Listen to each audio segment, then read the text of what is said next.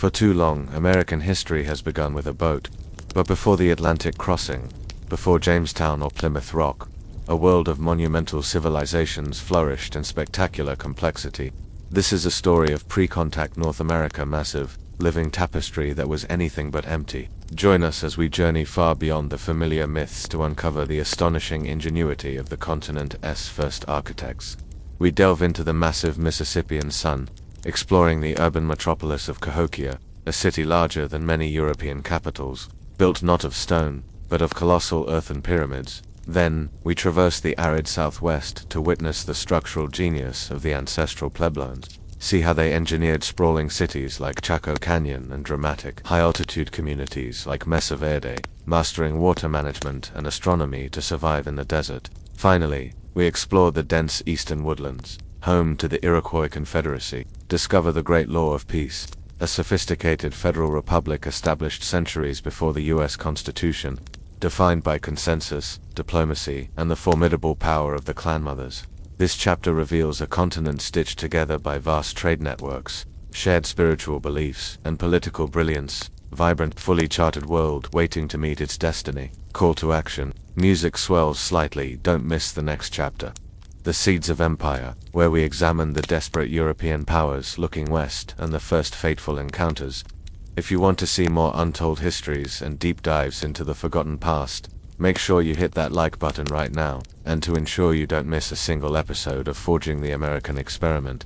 For centuries, the story of America was told backward, beginning not with its origins, but with its discovery. The maps drawn in Europe featured a vast, unknowable void beyond the western horizon, a world blank and waiting. Yet, before the first scratch of a Viking longship or the accidental sighting by a Spanish caravel, the landmass we now call North America was anything but empty. It was a sprawling, vibrant tapestry of human civilization, a continent charted not by brass compasses but by deep knowledge of its rivers, mountains, and skies.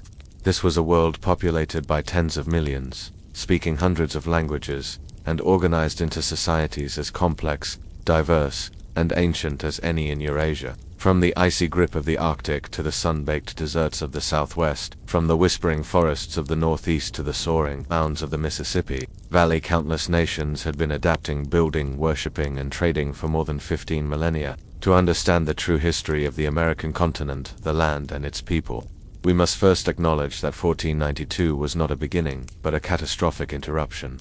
The historical stage was already crowded, the script already being performed. This is the story of that world before the crossing, a world profoundly shaped by ingenuity, spirituality, and a fundamental reverence for the environment.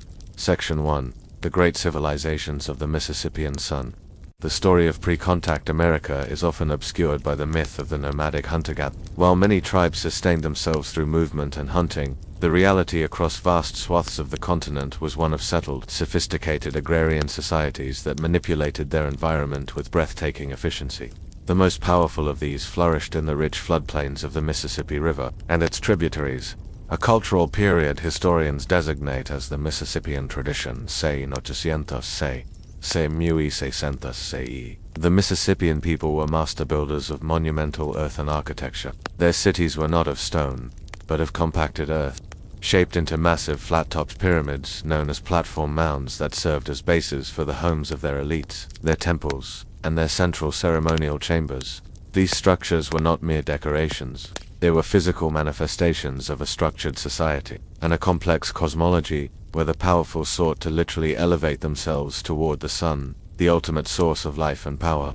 The jewel of this cultural apex was Cahokia, located directly across the Mississippi River from modern-day St. Louis. At its height around 1050 to 1350 CE, Cahokia was the largest urban center north of the great civilizations of Mesoamerica. Its population may have swelled to between 10,000 and 20,000 people, a size that rivaled, or even surpassed, contemporary European cities like London or Paris.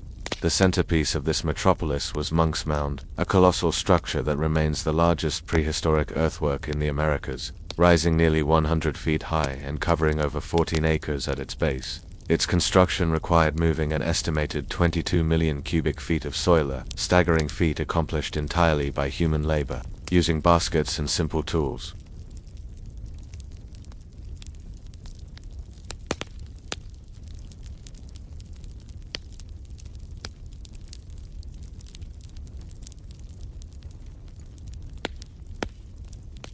Cahokian society was highly stratified, ruled by a centralized hereditary chiefdom often referred to as a theocratic monarchy. This ruling class presided over a vast trade network that stretched from the Great Lakes to the Gulf Coast and the Atlantic Ocean. Goods exchanged included copper from the Lake Superior region, conch shells from the Gulf of Mexico, mica, and high-quality flint. This trade not only moved materials but also disseminated a shared religious iconography known as the Southeastern Ceremonial Complex (SECC), whose symbols like the winged human, the raptor, and the rattlesnake appeared on pottery, copper plates, and carved shell gorgets, demonstrating a deep cultural and spiritual interconnectedness across the continent. However, around 1350 CE, Cahokia began to decline, whether due to climate change, resource depletion, internal political conflict, or a combination of factors. The great city was gradually abandoned, yet the Mississippian tradition did not vanish. Its cultural descendants, including the ancestors of the Natchez, the Cherokee, the Choctaw, and the Muskogee Creek nations, carried on the traditions of mound building, intensive maize agriculture, and sophisticated political organization, shaping the landscape that the first European explorers would eventually encounter centuries later. The narrative of an uncharted wilderness fails to recognize the millennia of human creativity and organization that had already sculpted the land into a magnificent, lived-in world. Far to the west of the bustling Mississippian river cities, across arid plains and soaring canyonlands, another grand human drama unfolded. This was the territory of the Ancestral Puebloans, often referred to historically as the Haudenosaunee, a people whose mastery of engineering and resource management allowed them to flourish in an environment that seemed actively hostile to large-scale settlement. Their story, spanning from roughly 01 CE to the arrival of Europeans, is one of profound environmental adaptation, architectural genius, and spiritual depth, centered around the modern-day Four Corners region, Arizona,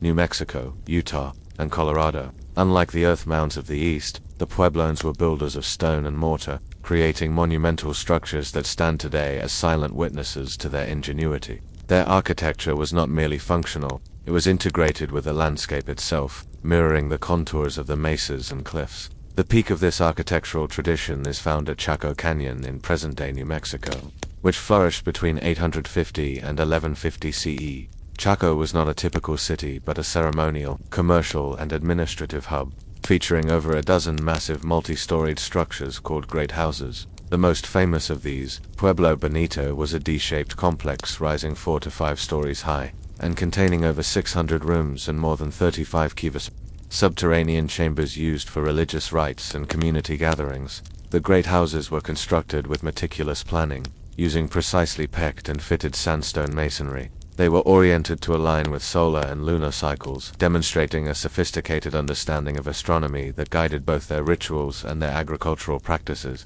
Furthermore, the Chaco system included an extensive network of straight, engineered roads, up to 400 miles of them radiating from the canyon center, suggesting a massive regional network for trade, communication, and ceremonial pilgrimage. To sustain this concentrated population in an arid climate, the Puebloans engineered impressive water control systems, including check dams and reservoirs designed to capture and manage the region's sporadic rainfall. They grew the classic trinity of crops: maize, beans, and squash, adapting hearty strains to the desert conditions. Their trade was equally vast, bringing in turquoise, which they prized for jewelry and ceremony, from hundreds of miles away, along with macaw feathers and copper bells from as far south as Mesoamerica.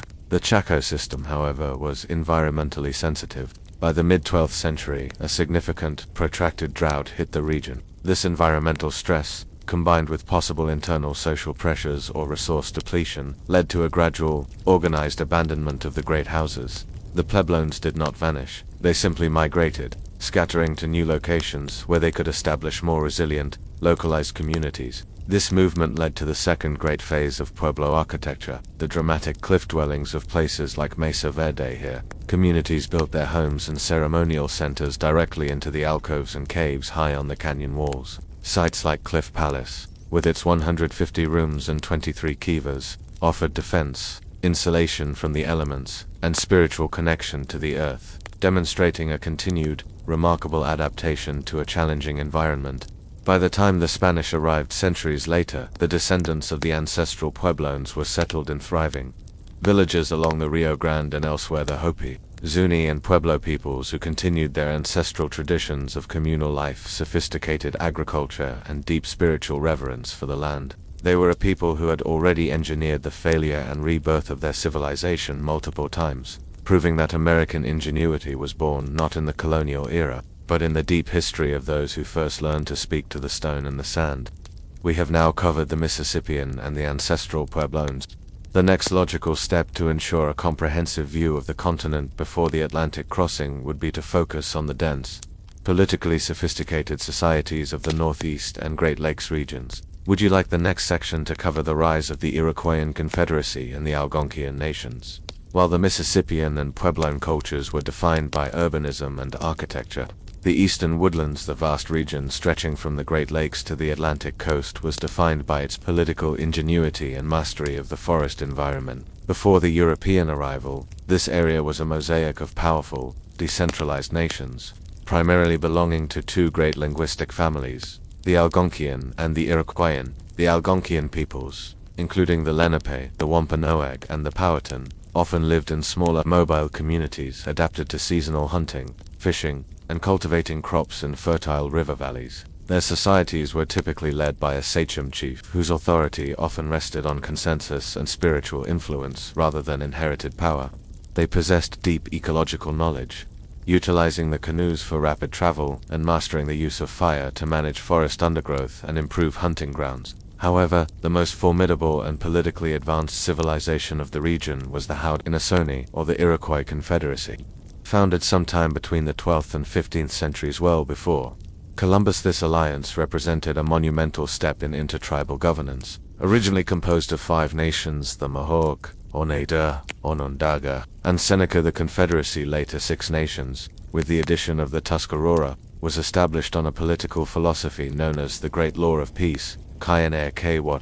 This law was traditionally brought to the warring Iroquoian tribes by the peacemaker Diganawida and his spokesperson, Hiawatha. It did more than just stop conflict. It created a sophisticated federal structure that ensured lasting peace among the member nations while maintaining individual autonomy. The Confederacy was governed by a Grand Council of 50 sachems chiefs, who were appointed by the clan mothers, the senior women of each lineage. This matrilineal structure, where women owned the land, controlled the lot houses, and held the power to nominate and depose the male political leaders, was a hallmark of Iroquoian society. It showcased a form of gender parity and political balance utterly foreign to the patriarchal systems of contemporary Europe. Decisions made by the Grand Council had to be unanimous and followed a ritualized procedure of debate and deliberation, designed to prevent hasty, self-serving actions and ensure the welfare of the 7 future generations. The political stability afforded by the Great Law allowed the Haudenosaunee to become a dominant military and economic power.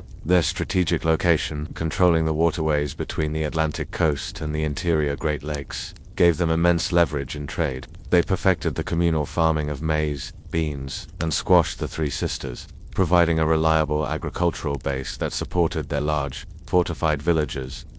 When the French, Dutch, and English arrived in the 17th century, they did not encounter scattered, disorganized tribes. They faced a cohesive political entity with a sophisticated diplomatic apparatus. The Haudenosaunee understood the concept of balancing power, deftly playing the European rivals against each other to preserve their sovereignty and control over the lucrative fur trade. Their political model, emphasizing checks and balances, collective security, and a written, or rather memorized and ritualized constitution, would later influence early American thinkers, though often without full credit. The story of the Eastern Woodlands, therefore, is not a preamble to colonialism. It is the history of a powerful, self-governing people who had already created a functional federal republic, centuries before the United States attempted its own. Their complex political systems, rooted in deep respect for consensus and environmental stewardship, reveal that the continent's inhabitants were not passive actors but the primary architects of its early geopolitical landscape. We have now covered 3 major areas: the Mississippian Sun, the Puebloan Stone, and the Iroquoian Peace. The greatest truth of pre-contact North America was not the isolated existence of regional cultures, but their profound and enduring interconnectedness.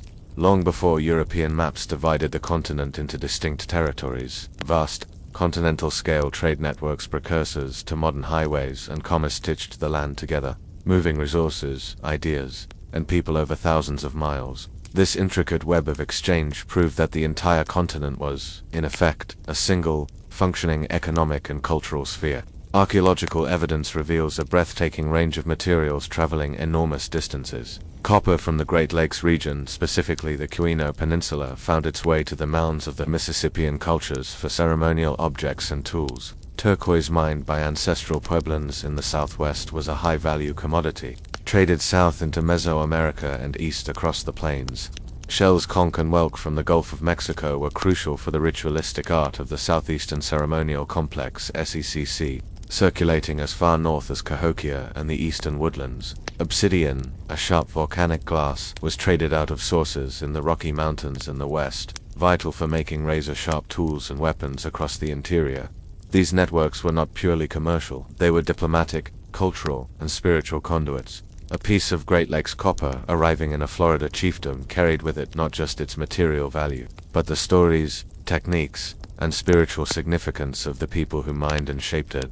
The extensive road systems of the Chaco Canyon and the network of riverine routes utilized by the Mississippians facilitated these movements, creating a fluid, dynamic continental economy.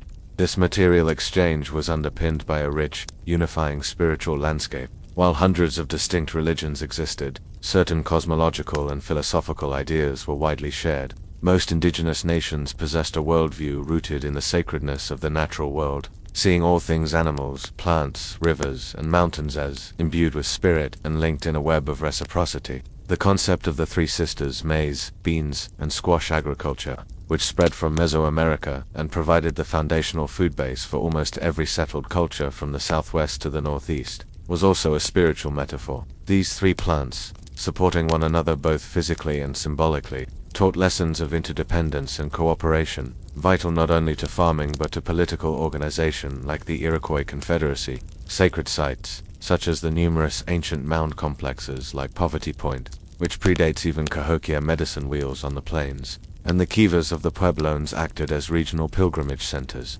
They reinforced cultural identity and shared histories, bringing together disparate groups for communal rituals, negotiations, and seasonal ceremonies dedicated to world renewal.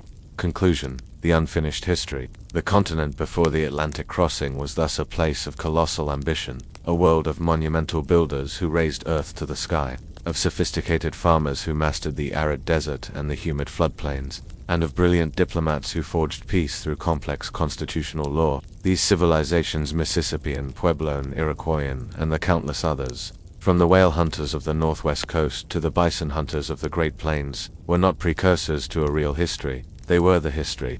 When the Europeans arrived, they brought with them a profound misunderstanding, often labeling the continent as a wilderness or terra nullius, nobody's land. They failed to see the thousands of years of human engineering, political sophistication, and spiritual depth that had sculpted the continent. They saw a resource-rich blank slate, unaware that the people who lived there had already charted their world, established their own empires, and developed their own definitions of freedom and governance. The next chapter of this history would be defined by the clash between these two complex, fully formed worlds, a conflict that began not in an empty land, but on a fully populated stage, forever changing the course of the American experiment.